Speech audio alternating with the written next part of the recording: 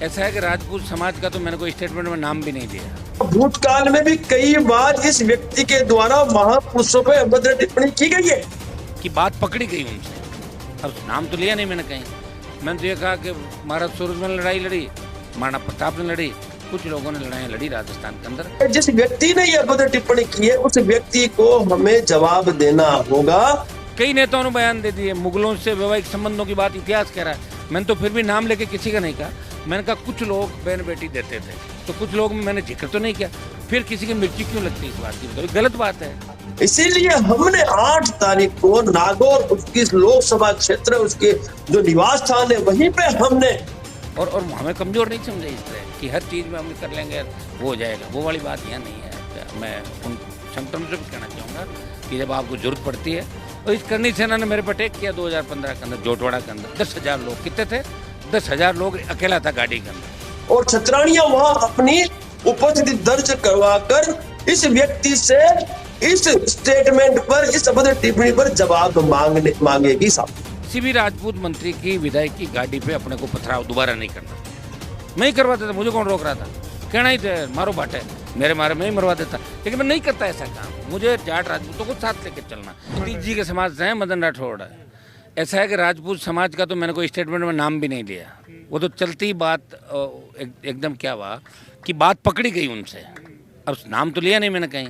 मैंने तो ये कहा कि महाराज सूरजमल ने लड़ाई लड़ी, महाराणा प्रताप ने लड़ी, कुछ लोगों ने लड़ाई लड़ी राजस्थान के अंदर।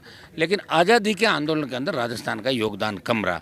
आज़ादी का आंदोलन चला 1857 से लेकर 1947 के अंदर। उसमें राजस्थान के अंदर ऐसे वीर नहीं हुए जिनकी गाथाएं गाई जा रही है। कुछ नाम अगर आप कागज़ भी लेके घूम रहे हो तो ऐसे तो हर जगह नाम मिल जाएंगे आपको कि स्वतंत्रता सेनानी थे। उस वक्त अगर कोई पैदा हो गया और कोई अपने घर पे छुपा हुआ बैठा था, वो भी स्वतंत्रता सेनानी का इनाम ले गए कि मेरा जन्म उस समय हुआ। जन्म होना की लड़ाई हो गई क्या? वो नहीं है। जो लड़ा कौन, वो योद्धा कहाँ थे? 1857 से 1947 के बीच योद्धाओं को हम ढूंढ रहे हैं। वो योद्धा बताओ हमें। तो ये तो मुगलकालीन बात कर ली अपन ने, महाराज सूरजमल की बात कर ली, दिल्ली तक लड़ाई लड़ी सारे। और ऐसा है कि ऐसा हमारे मन में संकीर्ण मानसिकता नहीं कि हम किसी समाज को टारगेट करके ये कहें कि आपके समाज ने लड़ाई नहीं लड़ी। कई नेताओं ने बयान दे दिए, मुगलों से वैवाहिक संबंधों की बात इतिहास कह रहा है। मैंने तो फिर भी नाम लेके किसी का नहीं कहा। मैंने कहा कुछ लोग बहन बेटी देते थे, तो कुछ लोग में मैंने जिक्र तो नहीं किया। फिर किसी की मिर्ची क्यों लगती है इस बात की? बताओ, गलत बात है। कितनी गालियाँ मुझे 3-4 दिन सोशल मीडिया पर दे रहे हैं, बताओ। मैंने तो एक भी एफ आई आर नहीं कराई किसी के खिलाफ। और हमें कमज़ोर नहीं समझे इस तरह कि हर चीज़ में हम कर लेंगे वो हो जाएगा, वो वाली बात यहाँ नहीं है। मैं उन संगठनों से भी कहना चाहूँगा कि जब आपको जरूरत पड़ती है, और इस करनी सेना ने मेरे पर अटैक किया 2015 के अंदर जोटवाड़ा के अंदर। 10,000 लोग, कितने थे? 10,000 लोग, अकेला था गाड़ी के अंदर। तो भगवान की कृपा थी। तो ये मुझे बताएं कि जातीय संघर्ष राजस्थान में पैदा करना चाहते हैं, कोई न कोई करवाना चाहता है। लेकिन उस समय भी मैंने यही कहा हमारे समाज के बच्चों से कि किसी भी राजपूत मंत्री की विधायक की गाड़ी पे अपने को पथराव दोबारा नहीं करना। मैं ही करवाता था, मुझे कौन रोक रहा था? कहना ही थे मारो बाटे, मेरे मारे मैं ही मरवा देता। लेकिन मैं नहीं करता ऐसा काम। मुझे जाट राजपूतों को साथ लेकर चलना। इनके बहुत से जो मंत्री नेता, इनके वोट मांगे थे मैंने। हाँ, वोट दिए थे इन्होंने मुझे 60%, लेकिन मेरे तो 100% वोट दिलाए मैंने। जयपुर, जोधपुर, और ये जो दिया कुमारी बनी मेल की महारानी, इसका टिकट और पूछ लेना कि रैली करके जीत में कितना बड़ा हनुमान बेनीवाल का योगदान था। ऐसी बातें जो कह रहे हैं वो गलत है। इतना जानना चाहता हूं कि जो आपके पूर्वज हैं, जो आपकी छतरानियां हैं, जिन्होंने इस देश की अस्मिता के लिए जौहर को चुना, जीते जी आग में कूद गए, जिन पूर्वजों ने अपने परिवारों का बलिदान किया, उनको लेकर यदि कोई पार्टी का संस्थापक और जननायक सांसद ऐसा अभद्र वक्तव्य देता है, तो ये क्या सभ्य समाज में स्वीकार करने योग्य है क्या? और भूतकाल में भी आपने देखा, भूतकाल में भी कई बार इस व्यक्ति के द्वारा महापुरुषों पर अभद्र टिप्पणी की गई है।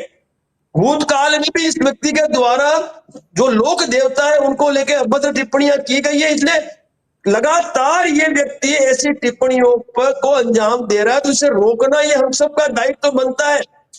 व्यक्ति विशेष का विरोध है। हमने किसी जाति या धर्म के विरोध की बात ही नहीं की। क्यों करेंगे हम जाति धर्म का विरोध भाई?